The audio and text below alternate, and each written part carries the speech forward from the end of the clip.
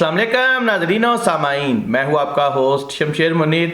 दोस्तों 28 दिसंबर को मैं गिव वे करने जा रहा हूं और इस बार इंशाल्लाह गिव वे में 15 लोगों को शामिल किया जाएगा। और अगर आप स्टोन मुफ्त में जीतना चाहते हैं तो नीचे कमेंट में आपने अपना नाम और शहर का नाम कमेंट कर देना है। इंशाल्लाह 28 दिसंबर को मैं गिव वे करने जा रहा हूं, जिसमें 5 लोग वो सिलेक्ट होंगे जो मेरे ऑलरेडी सब्सक्राइबर हैं और वो पहले भी गिव वे में कोई स्टोन जीत चुके हैं, और 10 वो लोग सिलेक्ट करूंगा जो नए हैं, जिन्होंने अभी तक कोई भी स्टोन गिफ्ट नहीं जीता। तो कमेंट में आपने अपना नाम और शहर का नाम मेंशन करना है, और साथ में ये भी आपने बताना है कि क्या आपने पहले मेरे से गिव वे में कुछ स्टोन जीता है या नहीं।